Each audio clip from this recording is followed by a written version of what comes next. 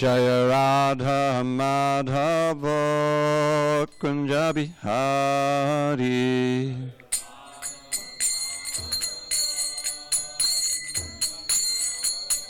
Jaya Radha Madhava Kunja Bihari.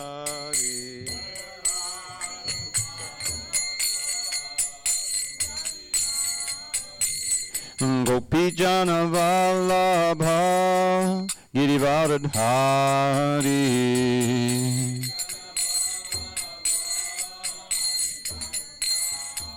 And Jaya Gopi Jana Vallabha Girivardhari.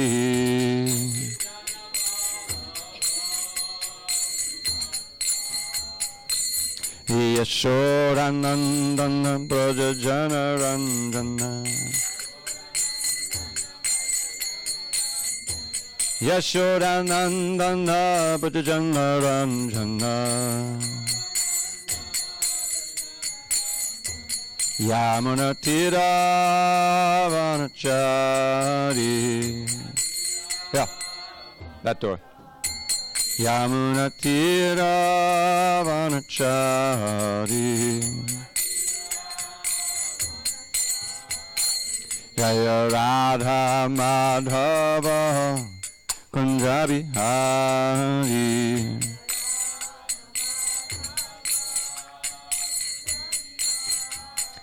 Jaya Radha Madhava Kunja Bihari.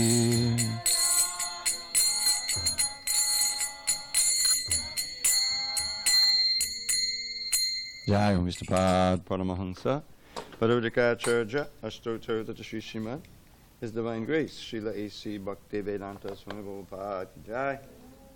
ISKCON BBT Founder Acharya Srila Prabhupada Ki Jai. Jai Om Vishnupad Paramahansa Padavadikacharya Ashtotartha Shri Srimad His Divine Grace Srila Bhakti Siddhanta Saraswati Thakur Ki Jai. Ananda Koti Vaishnavindra Ki Jai. Namacharya Srila Haridas Thakur Ki Jai. Kwantaraj Srimad Bhagavatam Ki Jai. Samaveda Bhaktivinoda Ki Jai. All glories to the assembled devotees. All glories to the assembled devotees. All glories to the assembled devotees. All glory to Shri Guru and Gauranga. Okay. That's the right number, 33? Yeah, okay. Om Namo I'm sorry. Start that, rewind that. Narayana Namaskritya Naranchaiva Narottamam Devim Saraswatim Vyasam Tato Jayamudiriye. Before reciting the Srimad Bhagavatam, which is our very means of conquest, we should offer our respectful obeisances unto Lord Narayan, the Supreme Personality of Godhead, unto Narayan Rishi, the supermost human being, unto Mother Saraswati, the goddess of learning, unto Srila Vyasadeva, the author, and unto Srila Prabhupada, the translator, commentator, and our spiritual master. Nashta Prayesha Bhadreshu Nityam Bhagavata Sevaya Bhagavatyuttama Shloke Bhakti Bhavati Naishtiki. By regular attendance in classes on Srimad Bhagavatam and by rendering devotional service to the pure devotee, all that is inauspicious within the heart is destroyed almost to nil, and loving devotion to the Supreme Lord, who is glorified in transcendental songs, is established as an irrevocable fact. Om Namo Bhagavate Vasudevaya. Om Namo Bhagavate Vasudevaya. Om Namo Bhagavate Vasudevaya.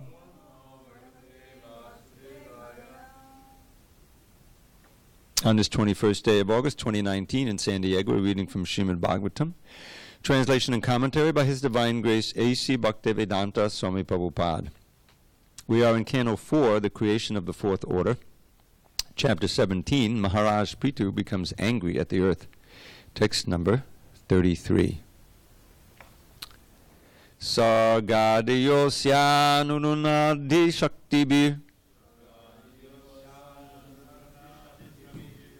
Sagadiyosyanurunandhi shaktibi.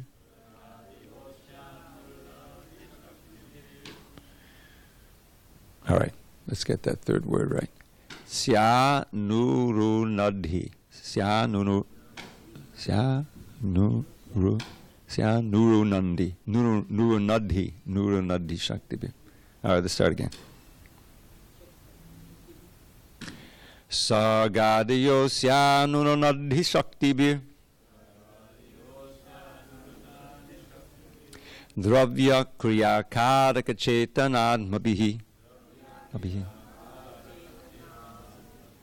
Tasmai samunadhanarudha shaktehe. Namak parasmai purushaya vedase. Sagadiyosyanurunadhi shaktibi. Dravya kriyakaraka chetanatmapihi. Tasmai samunadhanarudha shaktehe. Namak parasmai purushaya vedase.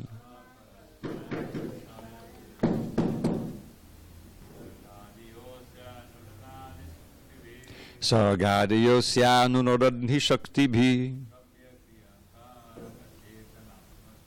Dravya kriyakaraka chetanatmabihi. Tasmai samunadhanarudha shaktehe. Namak parasmai purushaya vedase.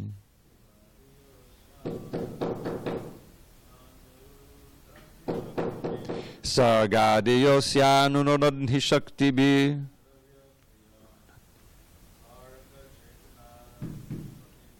Dravya kriyakaraka chetanatmabihi.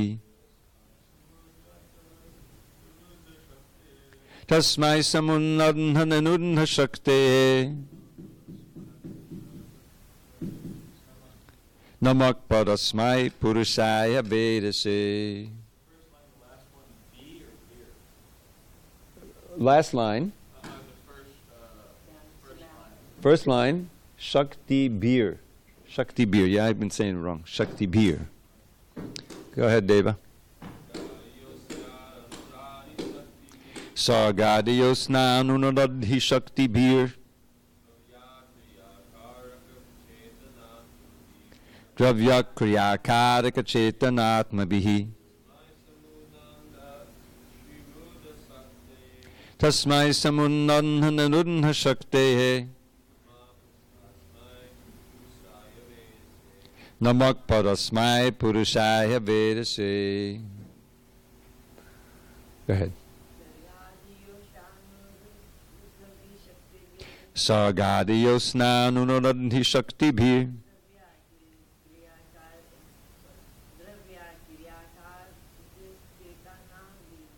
Dravya kriyakaraka chetanatmabihi. Tasmai samunadhanarudha shaktehe. Namak parasmai purushaya vedase.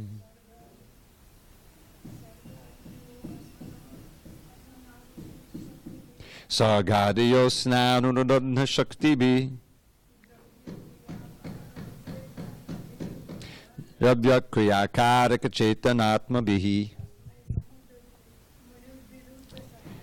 Tasmai samunadhanarudha shaktehe.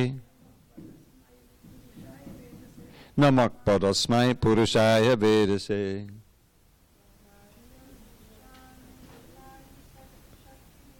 Sagadiyosyanurunadhi shaktibi. Dravya kriyakaraka chetanatmabihi. Tasmai samunadhanarudha shaktehe. Namak parasmai purushaya vedase. No? Sarga Adi. Creation, maintenance, and dissolution. Yaha, one who. Asya, of this material world. Anurunadhi causes. Shaktibihi, by his own potencies. Dravya, physical elements. Kriya, senses. Karaka, controlling demigods. Chaitana, intelligence. Atma bihi, consisting of false ego. Tasmai, unto him. Samunadha, manifest. Niruddha, potential. Shaktehe, one who possesses these energies. Namaha, obeisances. Parasmai, unto the transcendental. Purushaya, Supreme Personality of Godhead. Vedase, unto the cause of all causes. Translation. So, Mother Earth, in the form of a cow, continues speaking to Maharaj Prithu. My dear Lord, by your own potencies, you are the original cause of the material elements, as well as the performing instruments, the senses, the workers of the senses, the controlling demigods, the intelligence, and the ego, as well as everything else. By your energy, you manifest this entire cosmic creation, maintain it, and dissolve it. Through your energy alone, everything is sometimes manifest and sometimes not manifest. You are therefore the Supreme Personality of Godhead, the cause of all causes. I offer my respectful obeisances unto you. Purport. All activities begin with the creation of the total energy, the Mahat Tattva. Then, by the agitation of the three gunas, the physical elements are created, as well as the mind, ego, and the controllers of the senses. All of these are created one after another by the inconceivable energy of the Lord. In modern electronics, a mechanic may, by pushing only one button, set off an electronic chain reaction by which so many actions are carried out one after another. Similarly, the Supreme Personality of Godhead pushes the button of creation, and different energies create the material elements and various controllers of the physical elements, and their subsequent interactions follow the inconceivable plan of the Supreme Personality of Godhead. Om Jnana Timurandasya Jnananjana Shalakaya Chakshu Unmilatam Mena Tasmai Shri Gurave Namaha. I was born in the darkness of ignorance, but my spiritual master Srila Prabhupada opened my eyes with the torchlight of knowledge. I offer my humble obeisance unto him and all members of Sri Parampara. So this is the continuing set of prayers and appeals from Mother Earth in the form of a cow to Maharaj Prithu, who threatened her severely. You may recall she was running here and there, and he was going after her with arrows. And finally she just surrenders, and she offers all of these prayers. And one of the things she's explaining to him is that why is he upset with her? Because she's withholding the necessities of life for the praja, for the people. An actual leader, what to speak of an incarnation of God, is always concerned about the health and welfare of the people in general, not just the people, all the living entities under his care.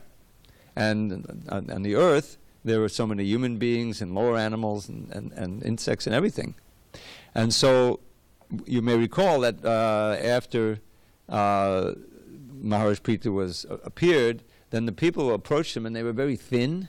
They hadn't eaten properly, and there was a severe shortage of nourishment. So he thought of a little while. He said, "Well, how is this happening?" And he realized the earth was not providing. You know, people, because of the march of technology and science and all of these artificial things, people forget. We forget that we're completely tied into the ecology and the health of the natural world. And the modern society, with its exaltation of science and technology, for instance, they've come to the what happens in capitalism, which is throughout the world now, is that you get control of the means and you try to increase. You take a certain amount of money and you figure out how to invest it and so forth, and then you try to increase it. So it's a constant process, getting bigger and bigger and bigger. You've got the big industries controlling the oil and controlling other fossil fuels, and you have, of course, the big technology companies, and you have so many others that have built up over the years. And they get more and more control over a certain set of resources that is provided ultimately by nature. But they're not worried about that, of depleting the nature. Like water has now become a very great resource. These big companies like whoever runs Coke and Nestle and all of these big, they buy water rights in third world countries, because their product is, is dependent on that. So what happens is there's less water for just ordinary agriculture and drinking water and all of these different things. And is it Chennai? When I was a few months ago, Chennai was in a big drought situation. They're running out of water. This is multi-million, 7-8 million people live in this country in India. And all of India is drying up. Because this is all Mother Earth. This is going right back to what we're having here. This climate change business, this is ultimately under the control of the gods, and nature, Mother Earth. There's a person behind it all. And this is the way in which the earth responds when the demons take over. You remember at the beginning of the 10th canto, Krishna book came out long before all of these cantos came out. And first thing you read in Krishna book, once Mother Earth was overburdened by too many demons, and she took the shape of a cow, and she approached Lord Brahma to please do something. And so then, with all the other demigods in tow, they went to the shore of the ocean of milk, and they were just waiting, and Brahma sat in trance and prayed internally, and he had a message transmission. This is words from the Krishna, from Chirodakshai Vishnu, from Krishna. He said, don't worry, I'm going to appear soon, and take care of it, basically. And so he was encouraging them. So this is what happens, is that Mother Earth, or nature, restricts the supply, or things happen, extreme weather goes on. That's another way that restricts the supply. Suddenly, you can't live where you're living. It's become flooded. I used to live in Miami for 6 years, back in the 80s.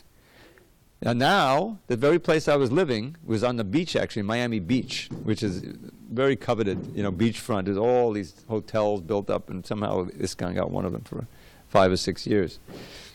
Well, maybe a little longer. And so we set up the BBT there, and we finished the Bhagavatam, all 110 chapters that Prabhupada didn't finish. And so that was like, a very idyllic spot. I was literally looking out my window at the ocean. The ocean was like 100 feet from where my window was. And I was working on Bhagavatam, and then I'd get up and chant my rounds, and there's, it's, okay, fine. But now, because of climate change, because of the increase in of temperature, even slightly, you've got more ice melting in, whatever, and even just an inch or so, whatever it's come up, and it doesn't come up at the same rate in all over the world. It's not like a bathtub. It comes up more there. They have these situations now regularly where at high tide, the sun is burning, there's no rain, but the streets are flooding from below. The water is coming in and percolating up and down. Just a few inches. A few inches would be too much. It's like 1 inch. And so now what to do? Well, they're going to spend billions of dollars to just raise up the street. Typical, ostrich head in the sand solution. It's going to keep rising. It's not going to work, So the point is that this is how we're seeing today what's being spoken of here in a few verses. That Mother Earth reacts. If there's a wonderful pious king, a devotee, like Maharaj Yudhisthira, some famous verses, when he came to power after the Mahabharata war, then everything was fine. Just enough amount of rain at the right time, in the right places. The cows were jubilant because they knew they wouldn't be slaughtered. They were soaking the land with their milk. They're so happy. And, the rivers were flowing nicely. Everything was Mother Earth, under the control of the gods. Everything is in tune. So people wonder, what can we do about it? Of course, the answer is some technological solution. But that's not going to work. People have to become devotees. They have to recognize the actual hierarchy of authority. This is what Mother Earth is doing. She's just doing her thing of restraint, of holding back. But that's not the answer. The answer is now, because Maharaj Pritu's come to power, because he's now in charge, then she should start giving her bounty. And so there's going to be this whole section now where he milks her. He starts to draw out the wealth of Mother Earth so that people can prosper. It's a very dramatic section. So, but Mother Earth is pointing out some very important philosophy here, that ultimately it's all under the control of the Supreme Lord through his various energies. Prabhupada gives this wonderful analogy of the electronics. But we know that this is something we take for granted. This is why one of the reasons there's a fall-off, especially in the West, where there used to be 80% of the people, 90% more believed in God. So many were, went to church every month, every week. It's beginning to decrease a lot, especially among young people. They don't have faith in religion. They really don't have faith that there's a God. So many of them, have lost that. Why? Because it seems that technology is God. We seem that we're in control. We can subdue nature, but you can't. Nature has the final say. What happens if as is happening more and more, Greenland actually melts and Iceland melts and Antarctica, 100 feet, the oceans. What's going to happen to New York and Miami and all of these other coastal cities? Disaster. And you see what is so distressing, the reason why there's so much anxiety today, one of the reasons, is because of refugees. We can look at all these homeless people, and it's nothing here compared to San Francisco, L.A., Portland. Imagine if you walked out on Hornblower or on Grand Avenue, there was an encampment all across that median there. People had pitched their tents, and there's people walking around with no place to sit, Those are refugees. People who have there's no jobs for them. Where are they coming from? I remember there was this one lady here who was actually quite pious. I gave her some beads. She was chanting. And she committed suicide after a few months. But she was from Texas. She had got a degree in college and everything. She had a marriage. She didn't tell me her whole story, but the whole thing broke up, Nowhere to go, nothing to do, come to SanDiego. And eventually just give up on it. Christmas time is a big emotional time. All the families are getting together and you're alone on the street, you can imagine. So you can see more and more of that, of people, desperate people on the move, refugees. And that creates a hellish situation. That, you don't know, that's one of the reasons why there's so much turmoil politically now. So this is nature and the demigod's way of giving us, reacting to all the sin that's going on, the leadership. So what does that mean for us? Well, this movement is revolutionary on two levels. One is personally. I didn't come, and I don't think anyone comes to Krishna consciousness for a social revolution. You come for a personal revolution. And you realize I need, this may have the answers to the questions I've been asking, Somehow or other there's an appeal here, you become attracted. Good fortune of Agyata Sukriti, maybe previous life, whatever, somehow or other, you come to Krishna. And it's truly a revolution in your own way of seeing yourself and the world and what you should strive for and what's valuable and everything. A whole cultural revolution in your life. But at the same time, and that's the reason why we're sitting here, is that the great devotees, in the mood of Chaitanya Mahaprabhu, they want to go out and give this boon to others, because what are we seeing here? We see in the Bhagavatam again and again the very reason the Bhagavatam was spoken, because the sages were seeing that this Kali Yuga is coming, and things are going to get so disturbed, and the people are going to live shorter, and they're going to be, and so somehow or other we have to do something.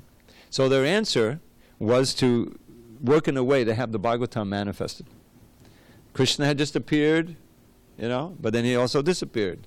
He himself was the enforcer of Dharma. Krishna sodhamo bhagate dharma jnanandabhi saha.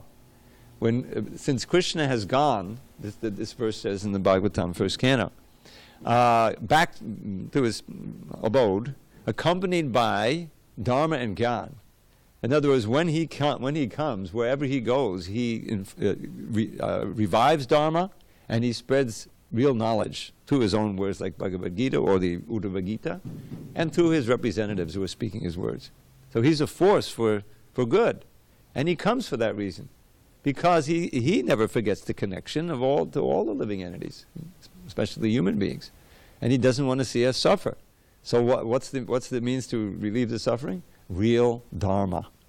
Real religion. What's the definition? That brings you up to the point of love of Krishna. And along with it, saintly qualities, living simply, understanding a relationship with others, with the earth, everything comes along with it.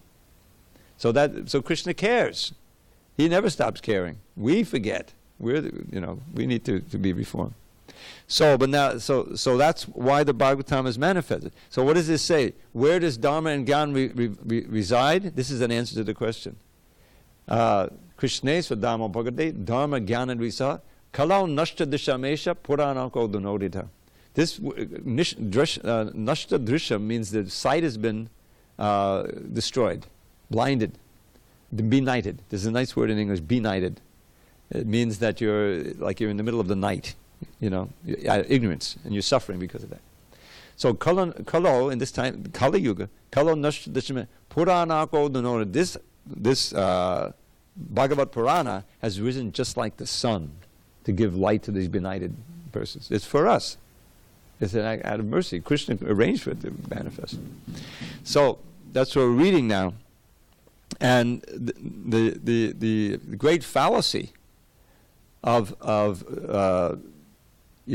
placing all your faith in science, in the ascending mode of getting knowledge through our senses and mind, is that you end up with what we have here, with an attempt to manipulate nature and manipulate other people, and you lose that empathy, and you move more and more toward the 16th chapter of the Bhagavad Gita, of seeing your life as simply an effort to exploit nature and exploit other people and accumulate wealth and accumulate power. And what happens to your actual saintly qualities, which we all have? It gets covered. It gets corrupted. So this movement is an attempt to revive that essential nature of ourselves first, but then to spread this knowledge and this method of especially chanting to revive that in the world. It's the only hope. There's no technological answer to the disaster of climate change. It's a perfect metaphor, though, isn't it, for individual life? The freight train is coming. You're on the track. You can't get off. So we have to have a solution, right? maybe a bad analogy. We're all in a big bus together. You can't get out of the bus, And so who's driving the bus and how the bus is being driven is critical for everybody. But we feel we can't change that. We're helpless, So let's just pull out our iPod here, and we'll just play video games. Not worry about this impending crash. This is it. This is what people are doing. Right at the beginning of the second canto, the Bhagavatam kind of begins again in the second canto.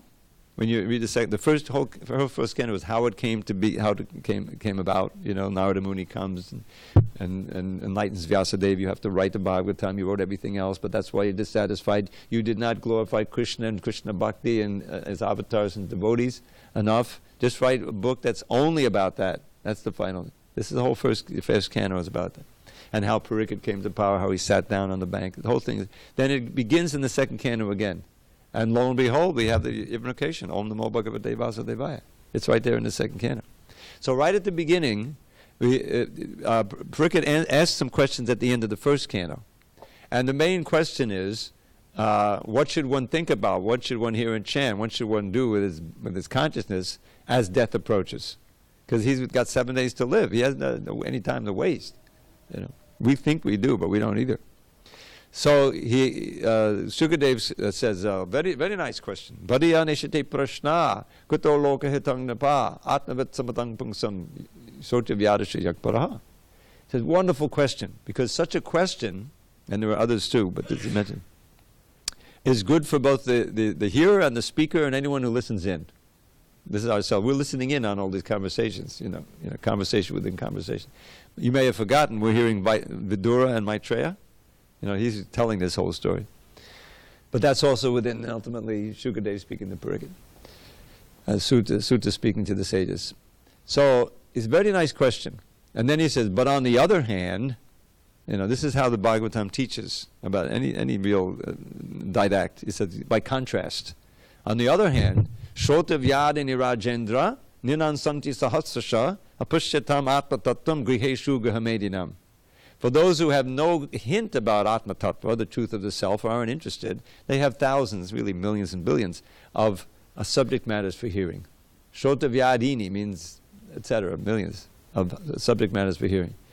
Nirnang Santi Sahasrasha, Apashyatam Atma Tattva, those who do not see, who have no vision, or don't care to see the Atma Tattva, the self.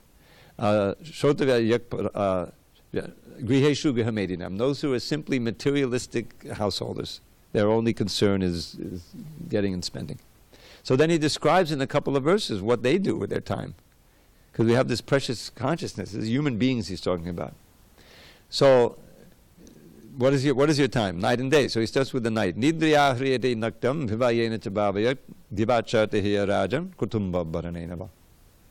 At night, sleeping, often more than necessary. And then, or having sex. And then during the day, running around, making money. Arteya rajan. And on the weekend, shopping to support the family. Kutumba baranenava. Prabhupada used that one word as well. So getting and spending and recreation. Nobody's thinking what's the ultimate goal of life and all this stuff. So in such a life, there's always this question of fear and destruction. You need two things, yoga and shema. You recognize this? This is yoga and shema. Yoga in this context means the things you need to live. I got to have the money, I got to have the house, I got to have this and that, and so many things. Your yoga. But what's the use of it if there's no safety, security? That's the shema. So, necessities and safety. This is what not just human beings, every living entity needs that. All these birds, going around looking for food, get the worm, like that. But also, very attentive. Any little threat, boom, into the tree, they fly away. So one is the yoga, they're looking for the worm, and some danger, shema, going into the tree. So that's a necessity. So that becomes all in all. But then you have to protect it. So this is verses about that. Deha patra karatradi shratma sainyeshva satrapi tesham pramatto nidanam pashyan apena pashyati. This is kind of an idiom in kind of a theme. Although seeing, you don't see. Physically you see, but you don't understand the implication of what you're seeing, the meaning of what you see. So what this says, that such a materialistic householder who's completely uninterested in the topics of Bhagavatam, they have various defense mechanisms. First is the body. Try to keep the body strong. As soon as that starts to weaken, then you're in desperation, you run to the doctor, right? Everything else is failing. So deha, apacha, the family, immediate and extended. Actual family is extended family.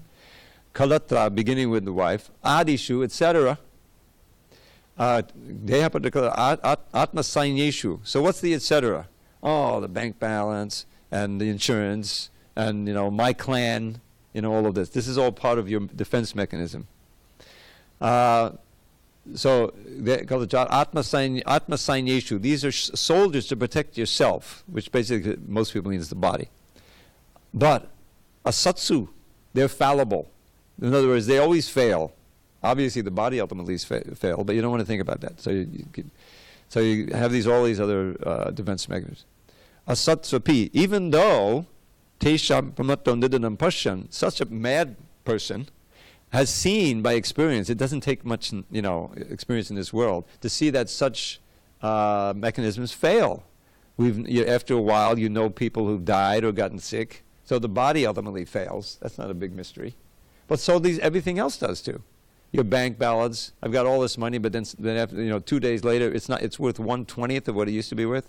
Runaway hyperinflation, it's happened. It could happen here, right? So that's not going to help you. And all your other things are ultimately destroyed by time. You see. But though you see, you don't see. In other words, you don't want to admit that. You don't want to go there, because then you have to think about how everything you're doing is completely meaningless. And what am I doing about my real problems? Birth, old age, and these and that. I have no solution to those, so I'll put them out of my mind. Now, I want to. So that's he says. So therefore, he says, don't be like these madmen. Tasmat bharata sarvatma bhagavan ishvaro hari smarta chechita bayam. If you want fearlessness at the time of death, that's what this is all about, the answer to the question. Then here's the answer. 5 verses into the Bhagavatam, if you just get the beginning of the second canto, you'll have the complete lesson. These Kali Yugas, how are they going to get through these 12 cantos? All right, give them the whole message right at it. Even in the first canto he gives. But here it is. It said, therefore, O descendant of Bharat, great King Bharat, Sarvatma Bhagavan Ishvarohari. He gives 4 definitions of the subject matter one should hear about and chant about and meditate on. First, Sarvatma, the super soul, the soul of all. Bhagavan, Supreme Personality of Godhead. Ishvara, Supreme Controller. Hari. Hari, the name Hari. He'll take away all your suffering. So what you do, hear and chant and remember, if you want fearlessness at the time of death. You know, if you don't care, then just go about your business. So, and then he gives this key verse, and he says, look, whatever you're doing, it'll all be successful if you can do this one thing when you leave your body. It says, Etavan sankhya yogabhyam swadharma parinishtiya janmalabhak parak pungsam ante narayana smriti. And this is one of those last lines or phrases that you can memorize independent of the whole verse. So let's do it. I'll say, you say, ante narayana smriti. You got it? Ante narayana smriti. That's the goal of Krishna consciousness, to remember Krishna, Narayan, when you leave this body. But how are you going to do it unless you hear chant and absorb yourself? You know? Otherwise, you'll get into the ostrich mode. We're okay, I'm good. You know, I'm not going to worry about climate change. That's 500 years down the road, or even if it's 100 years. You know, and ultimately you come down. I'm not even going to worry about my own death. That's very, very far away. In other words, this is the mode of ignorance speaking. All Maya's trick to try to make us forget the actual questions and the actual nature that we're in. So, back to our verse. This is a straight glorification, as you find often within the Bhagavatam, when there are prayers. You know, there's some, like I'm thinking of the Nagapatni's prayers, when their husband, Kaliya, was almost killed by Krishna. They're praying for his, release. And they glorify Krishna, they surrender unto him, they praise him. And it works. In other words, this act of surrender, Krishna is not vengeful. He wants a certain result from what he's doing here, Prithu. And that is that Mother Earth will do what she's supposed to do. And that is to provide for all the praja. So she's now changed her mood entirely. Notice that the demons never do that. The demons defy Krishna unto the point of death. And they're killed. That's his blessing on them. It's a great blessing to be actually directly killed by Krishna. And then you see the demonic mentality, whether it's the other donkey demons, Dhenuka, and his friends and associates, Prabhupada says. So here they see Dhenukasura was the head of them. He was the strongest. He was just killed indifferently by Balaram. So you would think that they would get smart and surrender.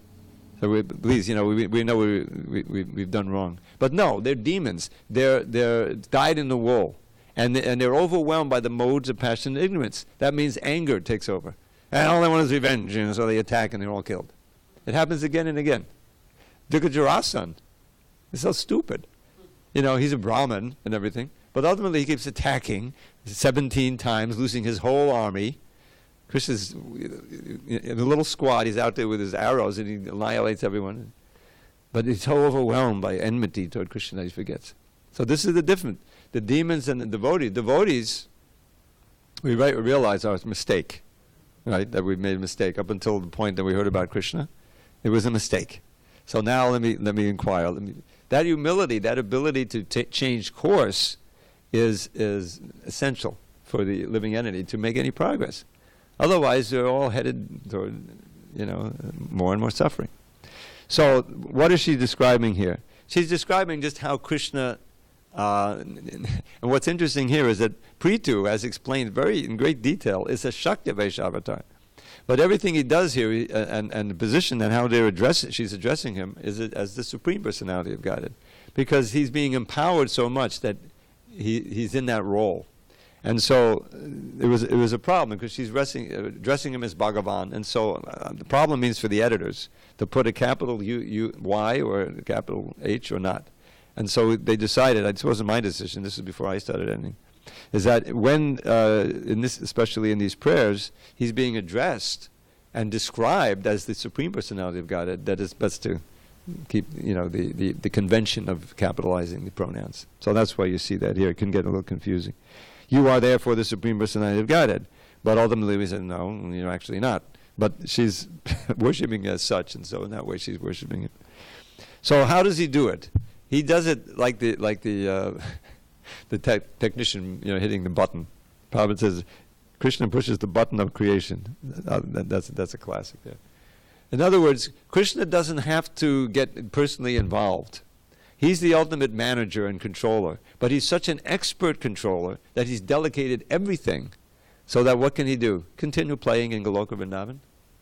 What does Krishna really want to do? He doesn't want to strain his brain with all of this, get involved in the creation. He delegate, you see?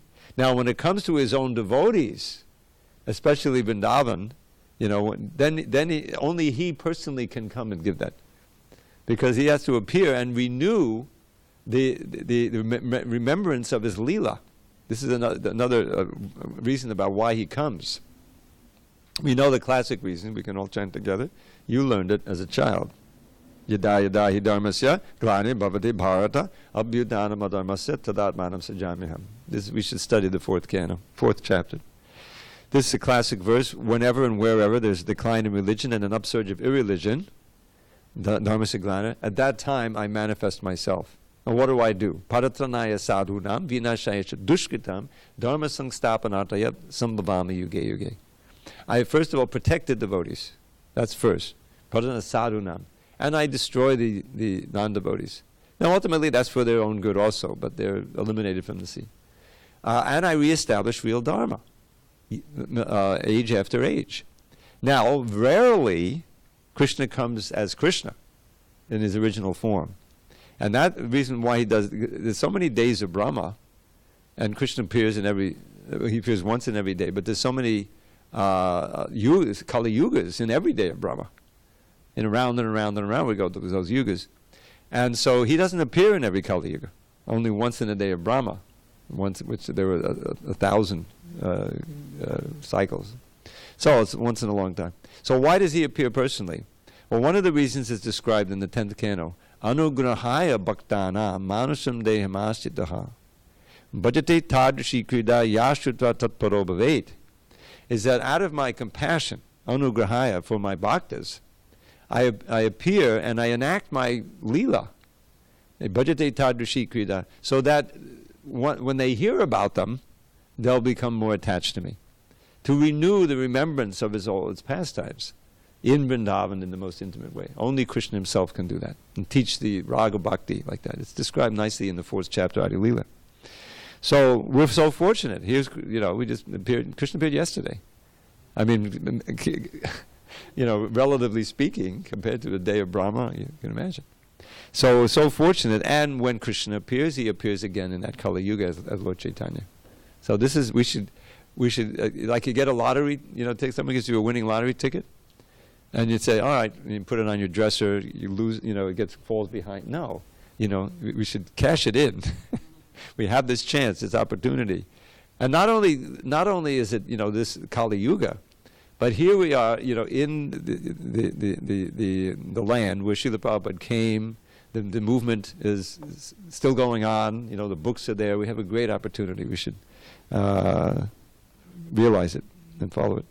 So Krishna is acting through his energies in such an expert way that he can keep playing in Vrindavan and stay fully absorbed in relating to millions and unlimited billions. This is one of Krishna's unlimited amazing qualities. I mean, what is it that makes life worth living, even on a material plane? It's obviously it's relationships with other people, and that's being harmed by all of this artificial technology. People are relating to the screens, and it's less one-on-one. And so it's attenuating that, and there's a tremendous upsurge of loneliness. I mean, I read about this. It's more, more than ever. So what is their answer? Don't laugh. I mean, this is unbelievable. They're working on a pill for loneliness. It'll change the hormones or something in your brain. Loneliness. Like the psychopharmaceutical company. Oh, we got a pill for that. You'll feel okay. It's crazy. Got into the problem with technology. The solution is not more technology. So Krishna, his desire, what does he really want to do? He doesn't want to, manage the material energy. He delegates. But he wants to do personally is Raso Vaisa. Here's another little phrase. Raso Vaisa. He is personified rasa. In other words, he relishes the exchange of love. And in order to do that, he'll cover all of his majesty so that evoke that maternal love from his mother. She can't love him if she thinks he's God. Oh my God, I got to surrender to him. I thought he was my son. You remember when she sees in the mouth? She sees everything in the whole creation. And suddenly her vatsalya ras. Vatsa is what the cow is, like the calf. Is how so if she's feeling protective of Krishna, but suddenly she sees, my God, I thought that I was his mother and that Nanda was his father, so Krishna immediately covers that over with Yogamaya. He doesn't want that. He wants that, so she'll give him the breast and everything. And she wants to be chastised, so that because that's a sign of her love. She's so worried he's going to step on some sharp rock or something. The ecstasy of maternal anxiety. This is described at the beginning of the 10th canto in chapter 9, I think it is, 8 or 9. It can be a very sweet section, So that's what God wants ultimately. He wants the highest, most intense relationships of loving exchange in all varieties. The parental ras, the madhurya ras, the sakya ras, the dasya ras. So Krishna never gives that up. He's always enjoying that. But he expands, personally with Purusha avatars and through the energies to manage all of this for us, because we were such nonsense. We turned our back on him. But the whole plan, the ultimate goal is not to just provide us a playpen, where we can which is also a prison, but really to reform. So he never forgets. He's always with us as the super soul. He expands as the books, He invented these iPads, so you can have a whole library in your hand, But as everything else material, it's a two-edged sword. It can also take you to hell. So use the facility. The main thing is the human body. It's a tremendous facility, but it's like all other bodies. It's temporary, and it can be used for degradation. We were just reading last night. Don't degrade yourself by your mind. Uplift yourself by your mind. The mind could be the worst enemy or your best friend. So this is the art and science of how to train the mind so that it's your best friend, and it will help you in our path back to guided. All right, I hope I didn't get too far off the topic here, but that was what I was thinking about this verse. Any questions, comments? Oh boy, we're over time. I'm sorry. Okay. All glories to Srila Prabhupada. Thank you.